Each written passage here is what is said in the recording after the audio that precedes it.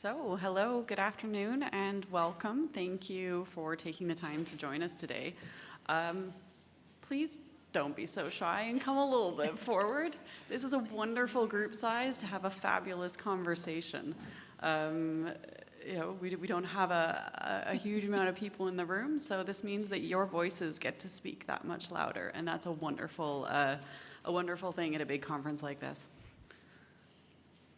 So, thank you for joining us up at the front. My name is Helen Burbank. I am not SEOHE, as it says on the agenda. I'm a director of marketing at Springer Nature, and I'm absolutely thrilled to pinch hit this afternoon and to join this wonderful panel to talk about from publications to policy, how research is driving progress on the SDGs. This is a topic both near and dear to my heart, but even more so to our panelists today. And as academic libraries are increasingly aligning their missions with the United Nations Sustainable Development Goals, understanding how scholarly research informs policy is not just timely, it's essential. Today's conversation is grounded in early findings from a collaborative analysis between Springer Nature and Overton, which explores how SDG-related research is shaping global policy discourse. We will be diving into key trends from geographic disparities in policy, citations, and the role of open access in inclusive publishing practices. Most importantly, we'll explore what this means for librarians, how you can support research visibility, foster global collaboration, and advocate for equitable knowledge dissemination. So we'll also be able to take a few questions, probably one from each of you, so please take some notes. But I'm honored to be joined by a distinguished panel. Oh, I'm back. Thank you. So we've got Loida Garcia-Febo. She's an international librarian consultant. She's the chair of the ALA UN SDG Committee and governing member of the IFLA. She's a global advocate for library services to diverse populations and has taught in over 40 countries around the world. We've got Nicola Jones here with us. She's the director of the SDG program at Springer Nature. She leads our efforts to connect high-quality research with those best positioned to implement it, especially in policy and sustainability contracts. And finally, Simon Lineker, Chief Commercial Officer at Cabell's, with deep expertise in publishing strategy, bibliometrics, and global knowledge transfer. Simon has lectured internationally on how researchers can maximize the impact of their work. That's enough from me. I would love for each of you to come and introduce yourselves, starting with you, Loida. Hello, everyone. I'm delighted to be here with you today. As Helen said, I am the current chair of the inaugural and current chair of the American Library Association United Nations Subcommittee, which is part of the International Relations Committee. And I am a member of the governing board of the International Federation of Library Associations, where I chair management of library association sections. All library associations in the world that are members of IFLA are members by default of my session. And I'm an international library consultant, so I'm delighted to be here with you today. And I'm Nicola Jones. As Helen said, I'm the director for the Springer Nature SDG program, which is Springer Nature's efforts to address the SDGs through the publishing that we do. So we believe that the solutions to urgent global challenges need to be based on research evidence, and therefore everybody here at this conference who's a stakeholder in the production of research evidence has a role to play in helping that to happen. My job involves working with editors and publishers across our business to help them understand how the SDGs relate to the content that they're acquiring and publishing. But I also spend a lot of my time thinking about engaging with external stakeholders. And I have been one of the people who's been leading on the report that Helen mentioned. It's going to come out in a couple of weeks, but we've been looking at how research publications are cited in SDG-related policy, and I'm really excited to be talking through some of the results of that today. Hi, I'm Simon Lineker. In addition to the work that I've done around bibliometrics and looking at more broadly kind of research impact in however you want to define that, I've also been doing recently some research on developing a specific SDG metric using AI, which I'll probably talk a little bit about later. And I'm also here representing a body called the United Nations SDG Publishers Compact Fellows. A bit of a mouthful. I'm one of the founding members of the Fellows, and broadly speaking, we meet every week, and we're trying to represent the publishing and scholarly communications industry in developing tools and resources to help impact, to help translate the SDGs and translate the research that's being done positively and influence policymakers, etc. Thank you. So let's jump right in. Thank you all for being here. And so let's begin by exploring how libraries can move from supporting research to actively shaping their impact on policy. Loida, you've been a leading advocate for libraries as catalysts for sustainable development. From your experience across the number of committees that you sit with, how can libraries most effectively bridge the gap between academic research and policy impact in order to advance the SDGs? Yes, thank you. Really heartened that we have this program here today.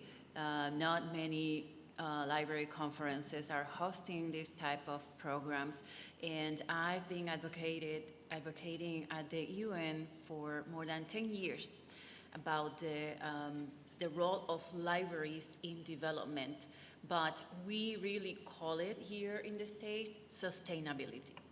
We don't mention SDGs or something like that. We call it sustainability because it relates to the term that is being used in the country. And so that is something that is a little trick, right?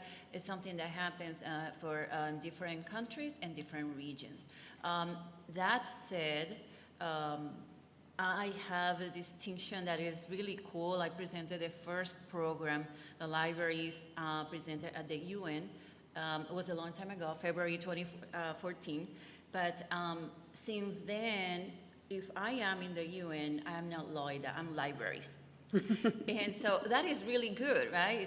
It's some type of advocacy that has worked. So libraries are not just supporters of research. We are enablers of transformation, accelerators of development. That is the term that we use, where libraries are accelerators. So to bridge the gap between academic research and policy impact, libraries can act as knowledge brokers or knowledge connectors, helping researchers translate evidence into actionable insights for policymakers and communities. And that, hopefully that is something that is supported and librarians can do with the different resources that your company has produced. So since then, since 2014, for instance, back then, I highlighted libraries providing open access to climate data, agricultural research, and public health information, for instance. But now, after so long and that's so many societal changes, there are three different top concerns, as I mentioned at the first International Library Conference in Dubai. It is localization. It has to do with national efforts first, how that impact or benefit my nation or my country, emerging technologies, including AI, of course, and financial sustainability. But it really is to how can I make money? And it's not me, right? It's the country, it's the region. So those are the three main top global concerns. And that is very interesting to think on how libraries, how publishers, the different actors, how can we collaborate with global and local actors when they have these three main concerns? I've also noticed that how libraries have started to use library-led SDG mapping projects. And they are using this to show policymakers how academic research aligns with national priority, emerging technologies, AI, financial sustainability, all that. And so I would like to give some examples of that briefly, as briefly as I can. In Sweden, the National Library was commissioned by the government to develop national guidelines for open science. In Estonia, the Library Association collaborated with the state chancellery, again, to talk about sustainability, security. Malaysia, Germany, Switzerland, in varying degrees, have also positioned libraries as partners for the local governments, nationally. And this also indicates, besides that positioning as libraries, very important partners, how libraries can play a role in these high-level infrastructures for research alignment and accessible knowledge. Now, in the US, the full practice of aligning academic library research outputs with national SDGs, policy priorities, or sustainability is an emerging frontier. It means that it's not happened very much. But there are new areas that we're exploring with the ALA subcommittee. And with PLA, which is part of ALA, also have Project Outcome. And the Project Outcome is to measure, assess different projects, and they are using some guidelines from the SDGs. So, there are some inroads there. Now I will close saying that meaningful SDG engagement means embedding the goals into everything we do, from research support and curriculum design to community partnerships.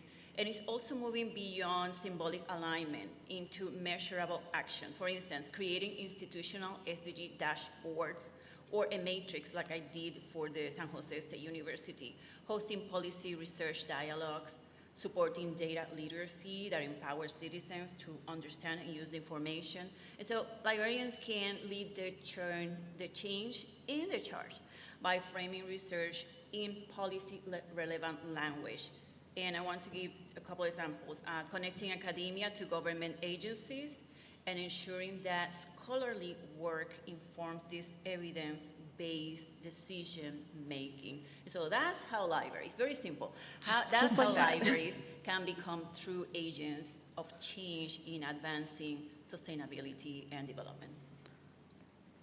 So you just make it sound so simple. I mean, why haven't we done it yet?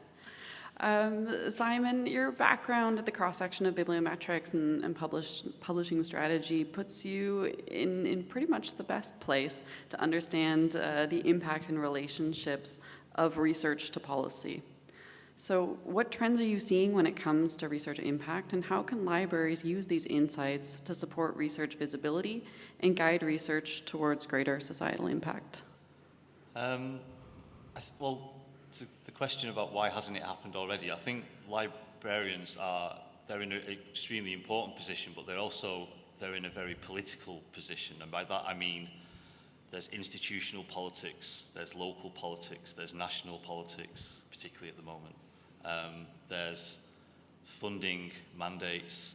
There's a whole range of kind of political pressures and huge responsibilities on librarians to try to guide faculty in how to maximise the engagement with sustainability that we're talking about. So I think, firstly, it's really important to understand the difficult position that librarians are in. And I think with what Loido is laying out there, if you've got somebody like the UN and other major global organisations who are kind of giving at least a platform and a direction, then that's extremely beneficial. But I think also librarians need to have tools that they can use to kind of enable them. So some of the work that I've done, I'm involved in a research project where we're looking to try to create a sustainability metric.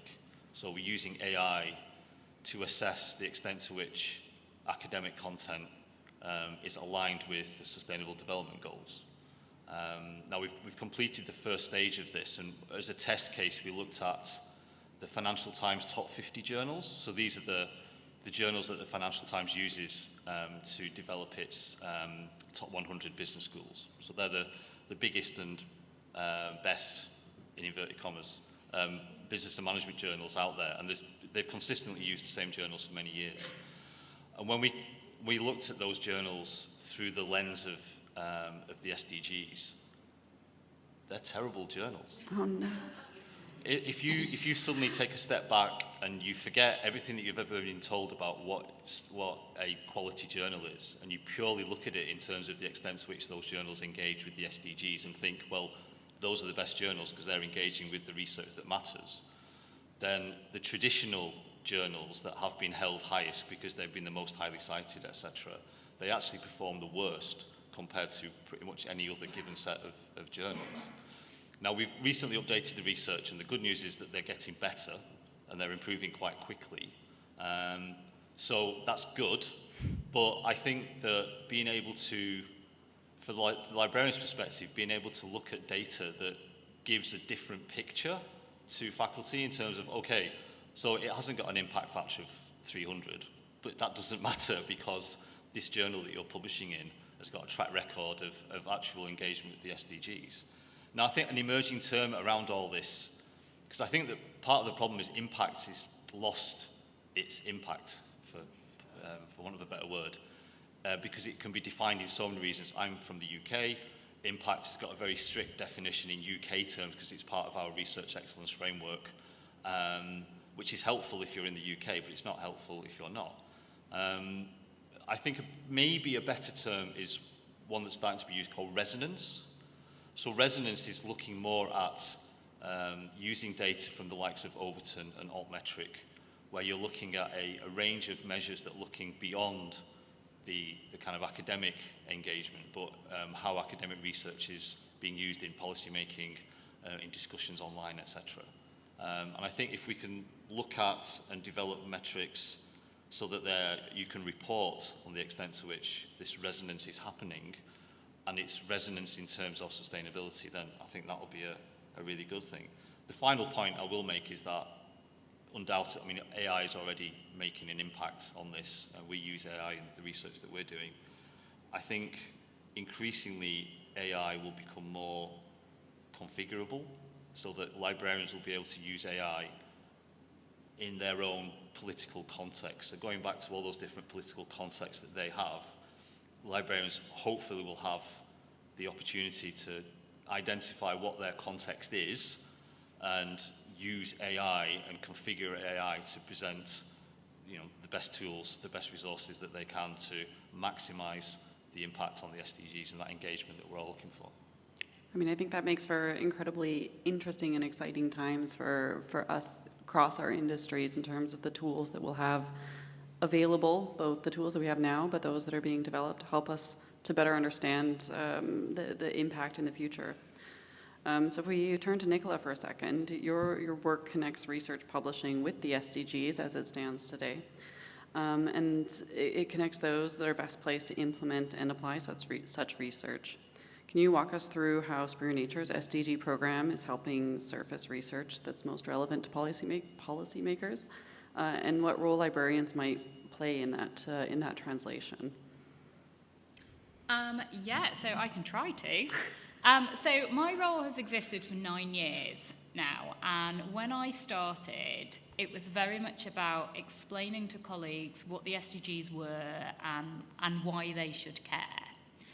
And that was really about the framework. I don't want to give the impression that the topics that the SDGs address were things that our colleagues didn't care about. Something that will be included in the report that I've mentioned is that we've looked back prior to 2015 when the goals were adopted to see what research trends looked like going back to 2000. So we know, and we as Springer Nature and lots of other people in the industry have been talking about how these are really rapidly growing areas of research, and they've been growing faster than research in general since 2015.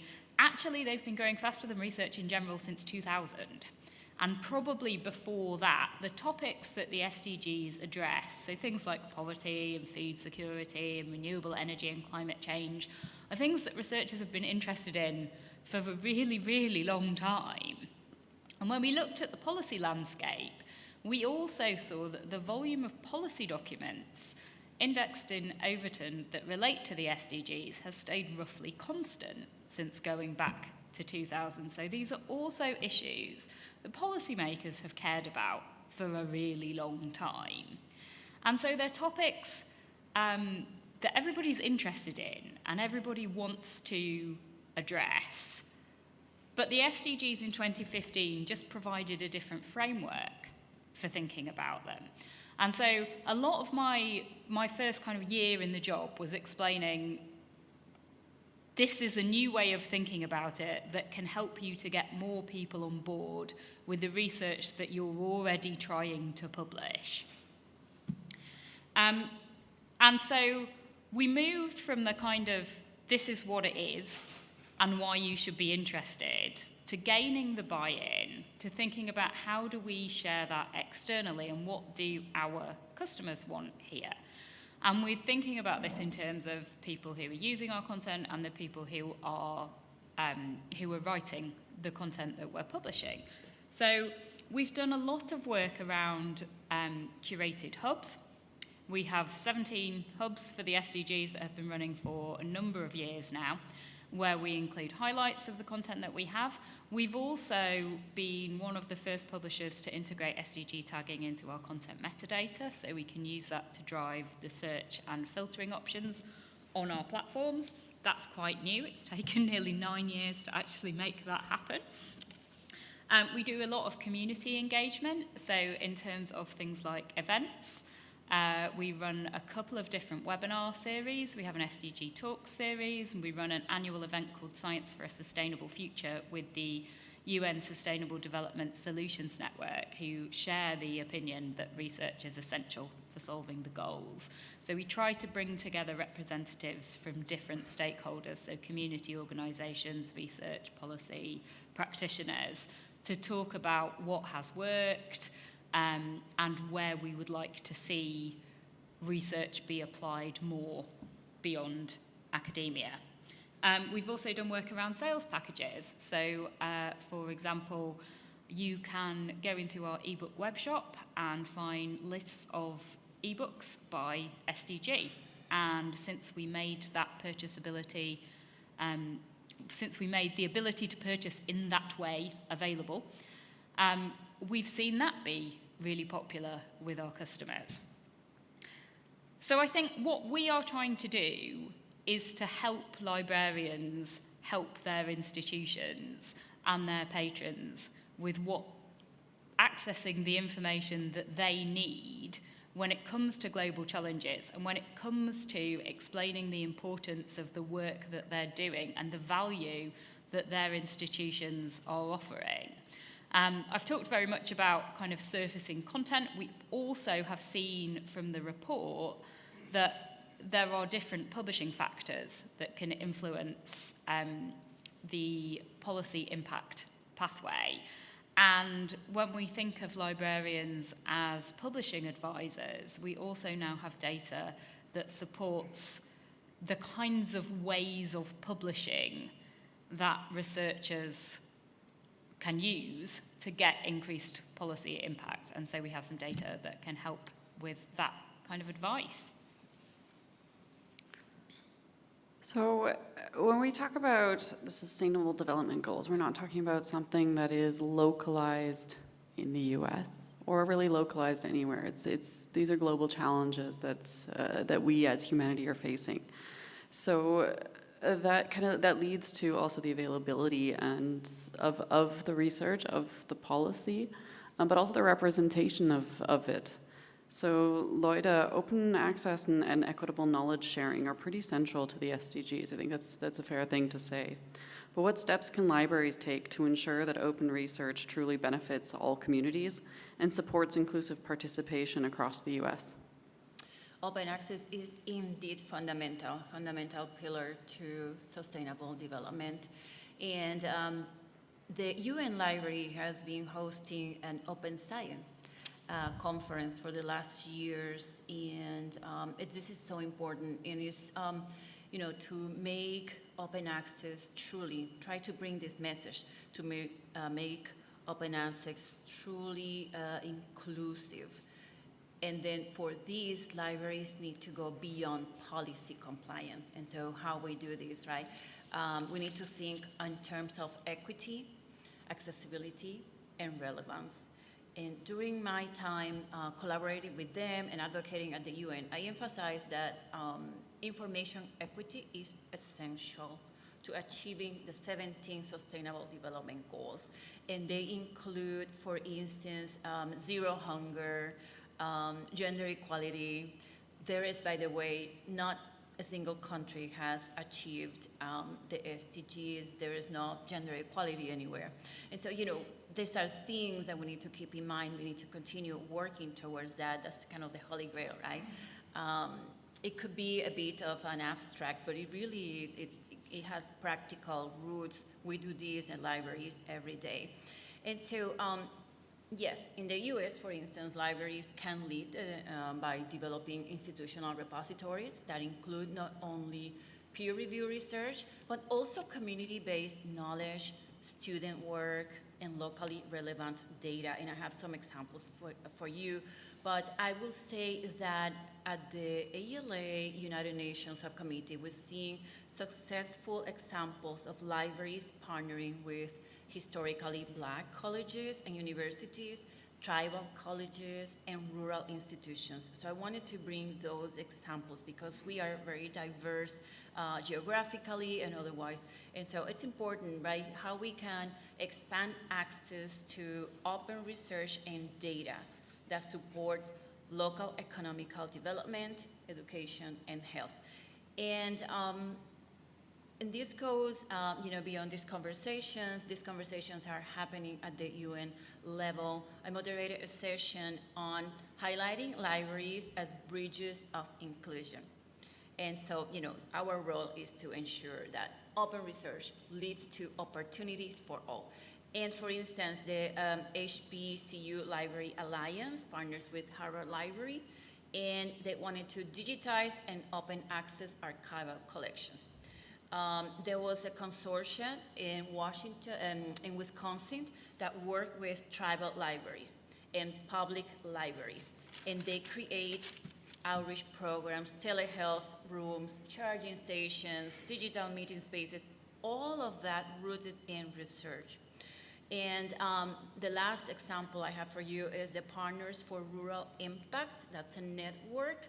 And they work with rural libraries and university libraries in different regions in Indiana to create open resource hubs and connect local economic development, education and data access with academic expertise and community libraries. So there is a lot of room, ideas, and efforts there already that have kind of created some type of precedent for libraries to sort of like leverage that to impact their local economies. I will just pause on that because it's very important. We need to go with what are the societal, geopolitical trends. Which is a very good carryover to some of the foreshadowing, Nicola, that you've already alluded to in terms of the report that will be published in the coming weeks, I believe. Yeah, it's coming out on the 20th of November. Come what may, it will come out on the 20th of November. But you've had some early findings already as it's being finalized, and it highlights a citation bias towards the global north. And the research that's coming out of the global north. So why does this matter, and what are some of the ways that both publishers and librarians can collaborate to elevate the global south, the scholarship that comes out of the global south, and to ensure more equitable representation in policy discourse? What more do the report findings reveal about open access and global representation? Okay, so I'll just speak briefly to the open access point before I start talking about the geographical representation. So one of the things that we looked at was whether research that's published open access is more likely to be cited in policy. And we did this controlling for journal imprint and journal title, in fact, by looking at a set of hybrid journals to see whether articles published in those journals that were made open access on publication were more likely to be cited. And the answer was yes, they are more likely to be cited in policy documents, and open access articles tended to be cited a year earlier than subscription access articles. And this was a finding that, you know, we were quite pleased to receive as the world's largest publisher of open access content. But it also wasn't really very surprising, because we were thinking about policy, and organisations producing policy documents are often organisations that don't take subscriptions to research content. The geographical piece has been something that's been really interesting to look into. So our hypothesis here was that policy documents relating to the SDGs that are produced by a particular country would preferentially cite research that was also produced in that country. So we went into this hoping that we would find that locally produced research was being used to inform local solutions. What we actually found was that for every single country that we looked at, the research most likely to be cited in SDG-related policy comes from the US. 76%, I think we saw. And about 20% came from the UK, and then the rest came mostly from countries in the global north. And we found relatively little citation of domestic research, so research produced from the same country as the policy is produced from. Relatively little citation of domestic research for almost every country that we looked at. We saw 3 exceptions. The exceptions were India, Brazil, and Australia, where domestically produced research is cited at a comparable rate to US research when it comes to SDG policy. Those countries are places where there's really close alignment between national priorities and research infrastructure, and also national priorities and the SDGs. And so to Loida's point earlier, we kind of see that bear out in the data. Now, we do think this is a little bit problematic, and there's more. What we had hoped to see, as I've said, was that local solutions are being based on locally produced research. And I think there's a kind of call to action for all of us now to think about raising the visibility of research produced from the global south and what we can do there. One of the particular data points in the report, we used a DOI as a marker of research. Now, we know that researchers from the global south are underrepresented in development journals. We also know that they're underrepresented when it comes to journals that are indexed in places like Web of Science or PubMed. And so it could be that a lot of the scholarship that's being produced was not picked up in our report because it might not have a DOI. Equally, it could be that that scholarship's just not visible to the policy organisations in those countries for the same reason, because it's not in internationally indexed journals. So from the perspective of a publisher, we need to think about where the biases exist in our systems, and is good research being rejected purely because of the location of the author?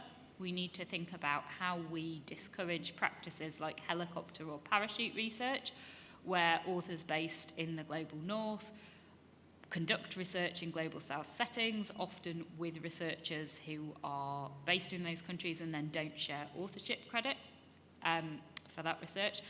And as a research publisher, this one is perhaps a bit trickier, but Lloyd has kind of alluded to the role for librarians here in thinking about different types of knowledge beyond research. Actually, research papers aren't the only types of evidence of what works that exist. There is community knowledge. There are other types of knowledge about what works, and librarians have a really important role to play in making sure that that content is accessible to people beyond the communities where it's created. So I think that brings up a really interesting point among and past the slightly jarring numbers that you've presented in terms of that overrepresentation. in terms of a lot of research is written for other researchers. It's written and it's structured in a way that we as a research community are used to reading and understanding and building on research. And that's really important, don't get me wrong. But Loida, you've taught in 46 countries. I double-checked that number beforehand, which is amazing. But that also means you've worked with incredibly diverse populations. How can librarians better support researchers in creating content that's accessible to non-academic audiences, particularly in this case, policymakers and community stakeholders, so that they can take advantage of the work that's being created? Well, one of the greatest challenges is not so much the quantity of research, but the accessibility and applicability of research. So when we help researchers frame their work in human terms, we extend its research from the academic journal to the policymaker's desk, and even to the community meeting room. Ultimately, accessibility means impact, and librarians are the bridge that makes that impact possible. For instance, this may include when we are helping researchers communicate findings and all that. This could include working with faculty to create executive summaries, policy briefs, infographic podcasts, short videos. They are different things that may work in different countries, but all of that should be towards the goal to provide key evidence into practical insights. And for instance, at the e-file management of library association section, we promoted these through SDG storytelling initiatives. And so I collaborate with different regions of the world, and I ask them, what is the topic that you need? And North America said they wanted to talk more about advocacy, but also through the lens of storytelling and how the librarians can be prepared to do this. And so, for instance, how they could use data, visuals, narratives to communicate their impact to ministries, local governments, and local authorities. And I've also seen something I wanted to share with you is the SDG Research Impact Days. And it's coming from Nigeria, but I haven't seen this in other countries, so perhaps this is something that sparked your interest. This is when researchers in Nigeria dedicated 3 days to share their work, their research, but not to peers only, but to city officials, NGOs, and journalists. I haven't seen this done in other places, and I wanted to share with you. The sessions were open to city officials, journalists, community organizations, and they encouraged dialogue about how scholarly work could directly inform local policy and public initiatives. So this sounds beautiful, right? The library facilitated this exchange. They created database, sort of like in-house database in the website, and they kept that access after this SDG Impact Day, but it really was 3 days. And so this collaborative approach really strengthened the library's role as a bridge between academia and the broader community. And the other example I wanted to share comes from New Zealand, and perhaps you know of other organizations, but there's at the Massey University Library there, they do workshops online to show how to link research outputs to the UN SDGs. And so, they said that, this may improve the performance of sustainability rankings. You might be familiar with the Times Higher Education Impact Rankings. And so those are some examples from around the world. And again, I have to say that I will love to see more of that in different regions of the world, but that is still emergent. And perhaps these resources can support actions across other regions of the world.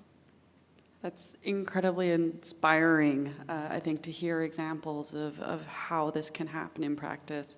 And I think there's unlikely, if I can be so bold to say, going to be one magic answer here. There are lots of things that can be created and are being created, but also things that already exist. So if I can look to Simon, the report shows that diverse content formats like reviews and news articles are also being highly cited in policy, so not just the core research articles. How does this impact knowledge transfer? How can libraries encourage researchers to explore these formats? And what publishing support might be needed in order to do that? I think the boundaries have been being blurred for a long time now in terms of academic content as traditionally envisaged versus non-academic content, grey literature, whatever you want to call it. And I think the one thing that's happening now, and again this plays to the traditional skills and knowledge of the librarian community, is that the ability to curate the right content and the most relevant content is becoming more and more valuable as more and more content is being produced, whether that's academic or non-academic. So I think there are things that are happening in the market that are helping that. So I think the publishers are developing tools and other vendors. So full disclosure, I used to work with digital science, but in the last year, digital science so they've signed up with Blue Sky, and as we know, kind of academic Twitter has kind of fallen off a bit of a cliff. I won't go into that as to why, but it has. And Blue Sky has become the kind of the new kind of safe environment, if you like, where there's a lot of academic discussion. So the ability to track the extent to which that kind of academic discussion is going on online is really good. And then just in the last couple of weeks, Altmetric have also added podcasts to what they cover.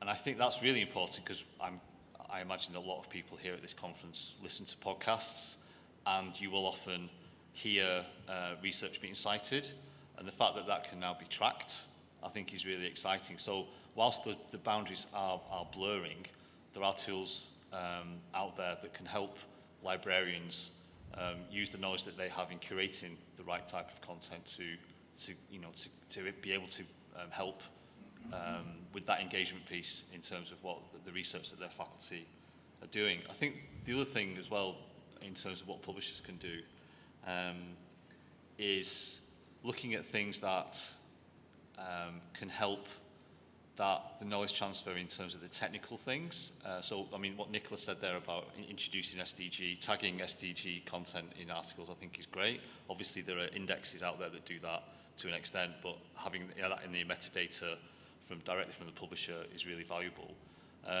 You've also got using, this is a bit of a technical term, but using RAG, which is, I can't remember what it stands for, but basically it's an AI readable format that publishers are starting to invest in. And part of the work that we're doing with on the Publishers Compact is looking at how how we can represent the publishing community to work with policymakers, because we know that policymakers will be trying to get the right information, the most relevant information quickly, and they'll be doing it through AI. So the extent to which we can, as a kind of representing publishers and in a way to highlight the most relevant usage in terms of sustainability and SDGs, represent that research that's being done in the most AI-friendly format, will kind of hopefully find its way to policymakers a lot quicker. So I think there's a lot that publishers can do in a collaborative context that will enable that engagement piece to happen. Well, that's a fabulously positive note to move on to that general understanding that we are in flux.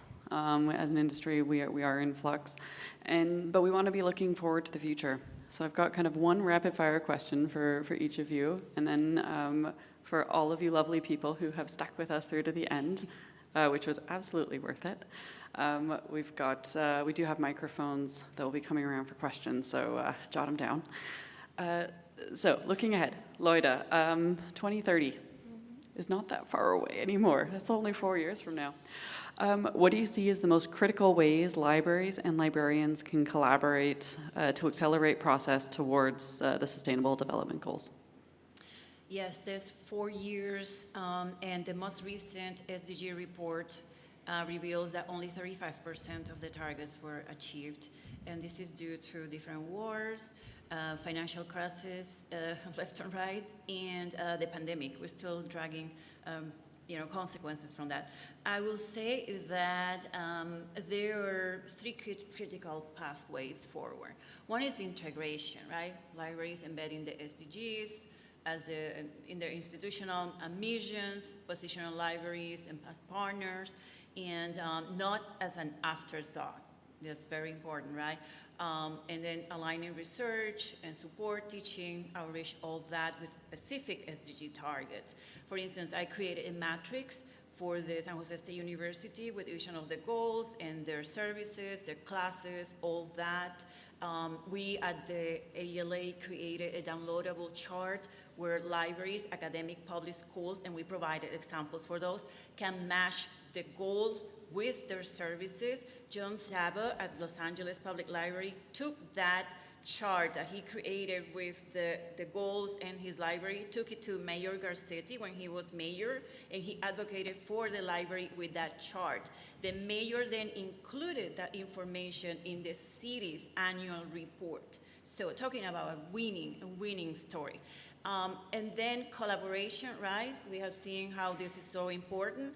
Ireland, for instance, included an entire chapter on libraries and an impact on development because the librarians there had been collaborating with governments and other things.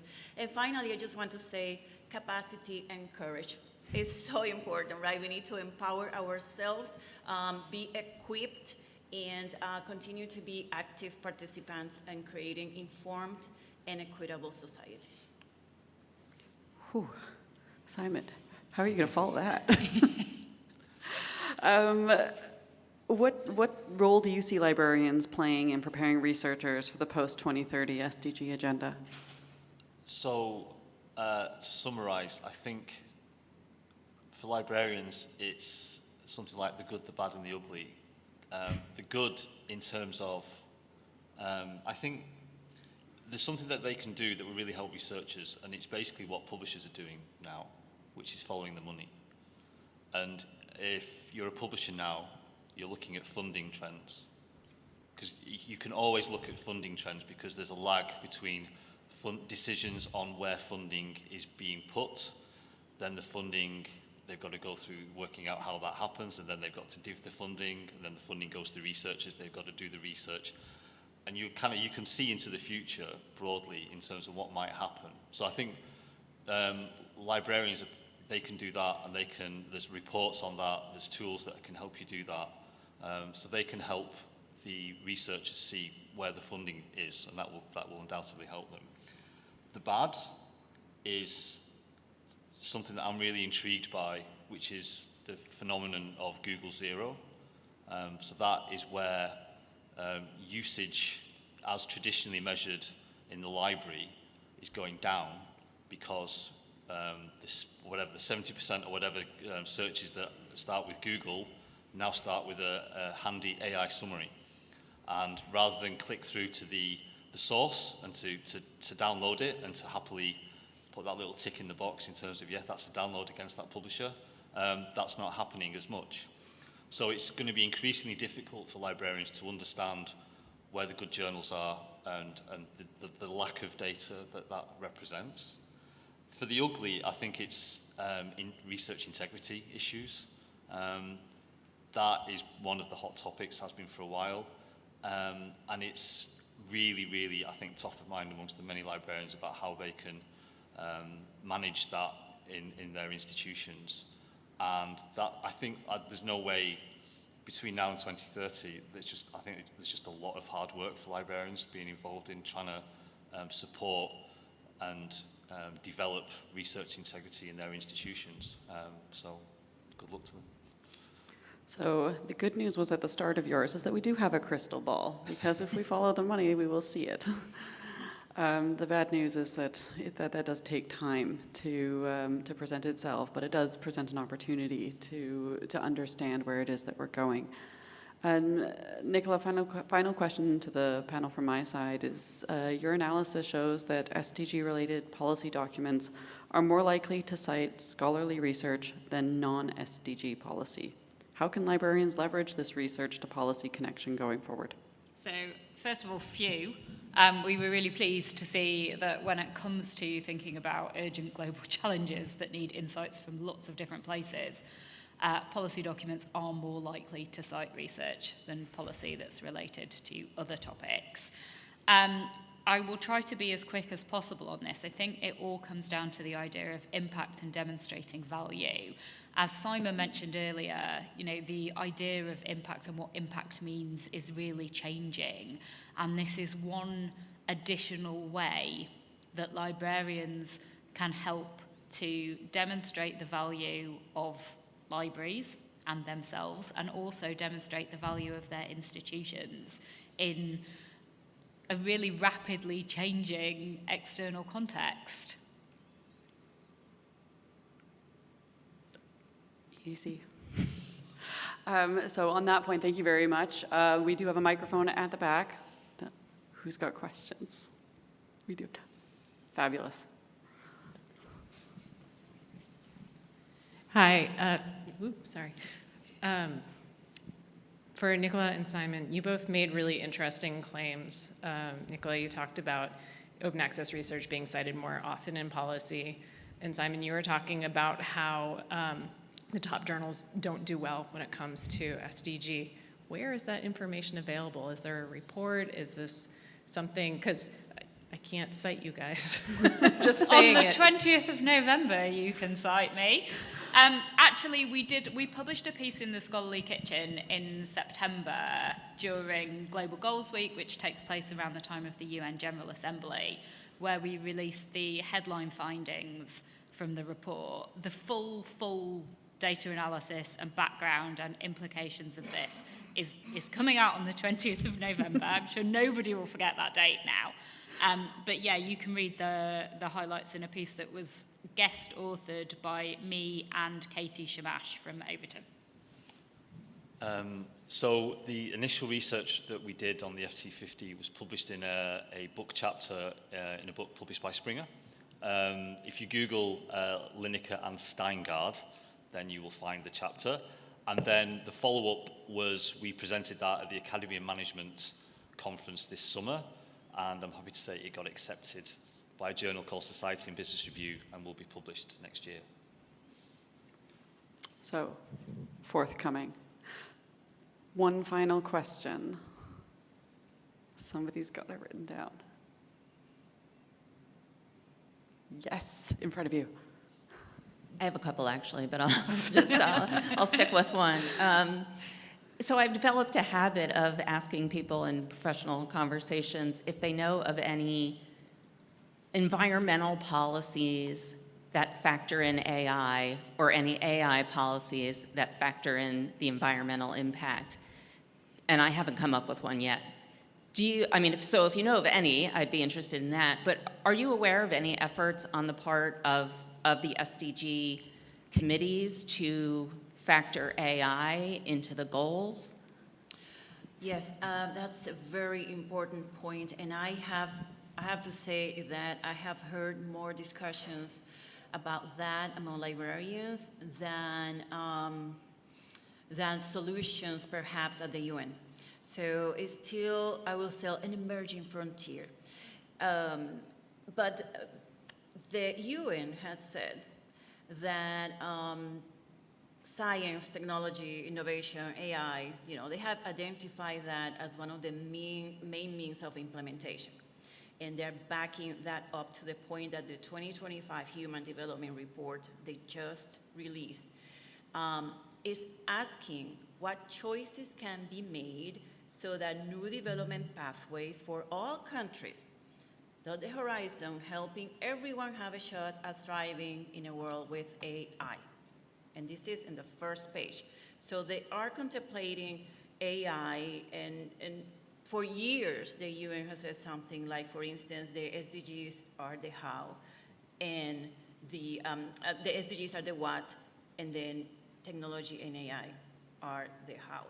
And so that's very clear, but what is not clear yet after all this time, it's how they plan to tackle that. And there are many things that can impact their discussions. As we see, there are many interests around globally.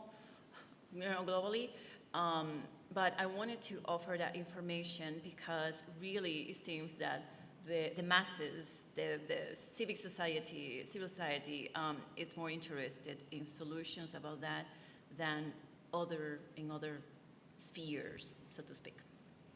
Amazing. Thank you. I don't have a definitive response for you on this, but I can say that at Springer Nature, we've been investing a lot in AI over the last few years, and we have a body of 10,000-ish colleagues who are also all really engaged with the topic of the SDGs and environmental sustainability. And this question has come up a lot internally for us. So it is something that we personally, organisationally, are thinking about. And it is something that we have to address. Got nothing to add. So, thank you for bringing the really hard question to the end. But thank you to everybody for joining us for this wonderful panel discussion. Thank you to our panelists for joining us as well. A lot of insights, a lot of stuff to chew on. I hope you enjoy the rest of your conference, and we will see you around. So